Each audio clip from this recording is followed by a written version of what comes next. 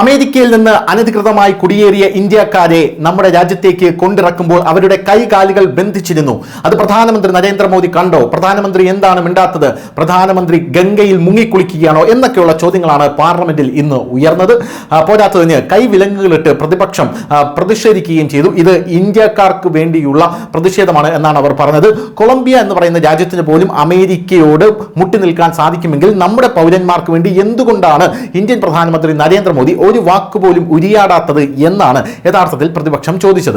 ഇങ്ങനെ പ്രതിപക്ഷം ചോദിക്കുമ്പോൾ പ്രാഥമികമായി ഇതിലൊരു കഴമ്പുണ്ടെന്ന് തോന്നുമെങ്കിലും ഇതിന് കുറിക്കുകൊള്ളുന്ന മറുപടി കൊടുത്തിരിക്കുകയാണ് നമ്മുടെ വിദേശകാര്യമന്ത്രിയായിട്ടുള്ള ജയശങ്കർ. അദ്ദേഹം വെസ്റ്റേൺ മീഡിയയുടെ മുമ്പിൽ തന്നെ വലിയ രീതിയിൽ സംസാരിക്കുന്ന വ്യക്തിയാണ്, അവരുടെ പോലും വാ അടപ്പിക്കുന്ന വ്യക്തിയാണ്. അപ്പോൾ പിന്നെ പാർലമെന്റിൽ അദ്ദേഹം സംസാരിച്ചു എന്ന് പറയുമ്പോൾ തന്നെ അദ്ദേഹം ഏത് തരത്തിലായിരിക്കും ഇതിന് മറുപടി കൊടുത്തിരിക്കുക എന്ന് നമുക്ക് മനസ്സിലാകുമല്ലോ. യഥാർത്ഥത്തിൽ അവരുടെ വാ അടപ്പിക്കുന്ന മറുപടിയായിരുന്നു അദ്ദേഹം കൊടുത്തത് എന്നുള്ളതാണ് പ്രധാനപ്പെട്ട ഒരു കാര്യം. ഇന്ന് രാവിലെ മുതൽ പാർലമെന്റ് പ്രക്ഷുബ്ധമായിരുന്നു. പാർലമെന്റ് പുറത്താണ് പ്രതിപക്ഷം പ്രതിഷേധം ഉണ്ടാക്കിയത് എന്നുള്ളതാണ് പ്രധാനപ്പെട്ട കാര്യം. അനധികൃത കുടിയേറ്റക്കാരെ മുമ്പും തിരിച്ചയച്ചിട്ടുണ്ടല്ലോ എന്നാണ് ഈ ജയശങ്കർ ചോദിച്ചത്. അതെന്തുകൊണ്ടാണ് നിങ്ങൾ പറയാത്തത് എന്ന് ജയശങ്കർ ചോദിക്കുന്നു. അതായത് ഇപ്പോൾ ഇത് ആദ്യമായിട്ടല്ല അനധികൃത കുടിയേറ്റക്കാർ ഇങ്ങോട്ടേക്ക് വരുന്നത്. നരേന്ദ്രമോദി സർക്കാരിന്റെ കാലത്ത് കുടിയേറ്റക്കാർ ഇങ്ങോട്ടേക്ക് വരുമ്പോൾ അതിലെന്താണ് പുതുമയെന്നും ഇതിനു മുമ്പും അനധികൃത കുടിയേറ്റക്കാർ ഇങ്ങോട്ടേക്ക് വന്നിട്ടുണ്ടല്ലോ എന്നാണ് ജയശങ്കർ പറയുന്നത്. അവരെ തിരിച്ച് സ്വീകരിക്കുക എന്നുള്ളതാണ് ഇന്ത്യയുടെ കടമ. അതാണ് ഇന്ത്യ ചെയ്യേണ്ടത്. ഇവരെ എല്ലാവരെയും പിടിച്ച് ചോദ്യം ചെയ്യും. എന്തിനാണ് നിങ്ങൾ അങ്ങോട്ടേക്ക് പോയത് എന്ന് ഓരോ ആൾക്കാരെയും പിടിച്ച് ചോദ്യം ചെയ്യും, ഓരോ ആൾക്കാരോടും ചോദിക്കുമെന്നാണ് ജയശങ്കർ പറഞ്ഞത്. അങ്ങനെ ആ അനധികൃത കുടിയേറ്റക്കാരെയും ചോദ്യം ചെയ്യുമെന്നുള്ള കാര്യത്തിൽ ഇപ്പോൾ അതിൽ തീരുമാനമുണ്ടായിരിക്കുന്നു. 2009 മുതൽ ഏതെങ്കിലും ഒരു രാജ്യത്ത് നിന്ന് നിയമവിരുദ്ധമായി കുടിയേറിയ ഇന്ത്യക്കാരെ നാട് കടത്തുന്ന പ്രക്രിയ നടന്നു വരികയാണ്. അത് നിങ്ങൾക്ക് അറിയില്ലേ എന്ന് ചോദിക്കുന്നു. 2012 മുതൽ സർക്കാർ വിമാനങ്ങളിൽ ആളുകളെ ഇന്ത്യയിലേക്ക് അയക്കുന്നുമുണ്ടല്ലോ, അതും പറഞ്ഞു ജയശങ്കർ. നാട് കടത്തൽ ഒരു പുതിയ കാര്യമല്ല, അത് മുമ്പും സംഭവിച്ചിട്ടുണ്ടെന്ന് MP-മാർ അറിയേണ്ടതുണ്ട്. അല്ലെങ്കിൽ നിങ്ങൾ അറിയാത്തതായി ഭാവിക്കുന്നതാണോ? 2009 747 അനധികൃത കുടിയേറ്റക്കാരെ നാട് കടത്തിയിരുന്നു. ഇത് അറിഞ്ഞിരുന്നില്ലേ? ഈ രീതിയിൽ എല്ലാ വർഷവും 100 കണക്കിന് ആൾക്കാരെയാണ് ഇന്ത്യയിലേക്ക് പല രാജ്യങ്ങൾ തിരിച്ചയക്കുന്നത്. എല്ലാ രാജ്യങ്ങളിലും പൗരത്വം പരിശോധിക്കപ്പെടുന്നു. ഇത്തരക്കാരെ സൈനിക വിമാനത്തിൽ തിരിച്ചയക്കുന്ന പ്രക്രിയ 2012 മുതൽ നടന്നു വരുന്നു എന്നാണ് ജയശങ്കർ പറഞ്ഞത്. യഥാർത്ഥത്തിൽ ജയശങ്കറിന്റെ ഈ വാക്കുകൾ കേട്ടപ്പോൾ പ്രതിപക്ഷത്തിന്റെ മുഴുവൻ പ്രൊപ്പഗാൻഡയും അല്ലെങ്കിൽ അജണ്ടയും പൊളിഞ്ഞുപോയി എന്നുള്ളതാണ് പ്രധാനപ്പെട്ട കാര്യം.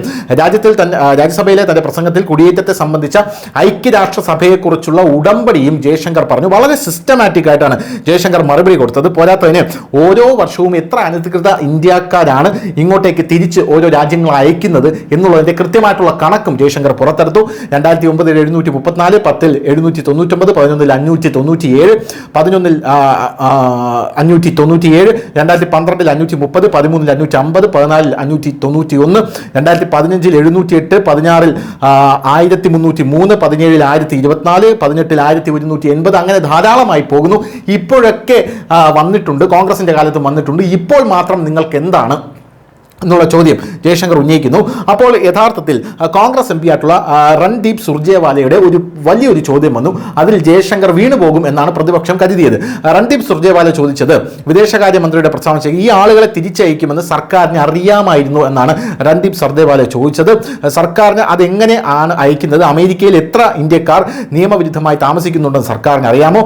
കൊളംബിയ പോലുള്ള ഒരു രാജ്യത്തിന് അമേരിക്കയ്ക്ക് നേരെ ശബ്ദമുയർത്താമെങ്കിൽ എന്തുകൊണ്ട് ഇന്ത്യക്ക് ഉയർത്തിക്കൂടാ എന്നാണ് ജയശങ്കറിനോട് ഈ കോൺഗ്രസ് MP ചോദിച്ചത്. അത് കഴിഞ്ഞ് സഞ്ജയ് വിങ് ചോദിച്ചൊരു ചോദ്യമുണ്ട്. ആം ആദ്മി പാർട്ടിയിലെ MP ആയിട്ടുള്ള സഞ്ജയ് വിങ്, അദ്ദേഹം ചോദിച്ചത്, പ്രധാനമന്ത്രി നരേന്ദ്രമോദി ട്രംപിന്റെ സൗഹൃദത്തെ നിരന്തരം പ്രശംസിക്കാറുണ്ടല്ലോ.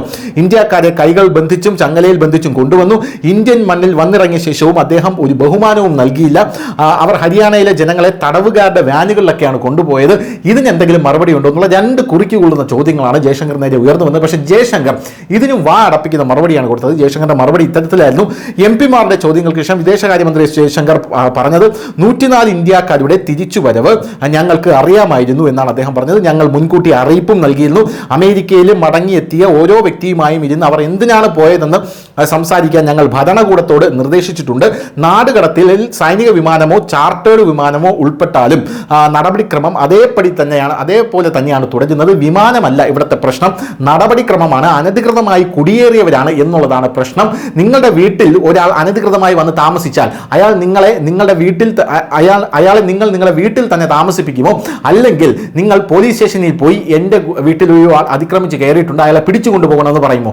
അങ്ങനെ പിടിച്ചുകൊണ്ട് പോയാൽ തന്നെയും പോലീസ് അയാളെ വിലങ്ങ് വയ്ക്കുമോ, വിലങ്ങ് വയ്ക്കില്ലേ? എന്താണ് നിങ്ങളുടെ ഉത്തരമെന്ന് ജയശങ്കർ ചോദിച്ചു. ഇതിൽ അടപടലം പ്രതിപക്ഷം പെട്ടുപോവുകയായിരുന്നു. എന്തായിരുന്നാലും സമ്പത്തിൻ്റെ കാര്യത്തിൽ അവർക്ക് സമ്പത്തുണ്ടായിരുന്നില്ല. അവർക്ക് എന്തെങ്കിലും കിട്ടുമോ, അതായത് അങ്ങോട്ടേക്ക് അനധികൃതമായി പോകുമ്പോൾ എന്തെങ്കിലും അവർക്ക് കിട്ടുമോ എന്ന് നമുക്ക് അവരെ ചോദ്യം ചെയ്ത് തന്നെ പരിശോധിക്കാമെന്നും ജയശങ്കർ പറഞ്ഞു. News desk news India Malayalam.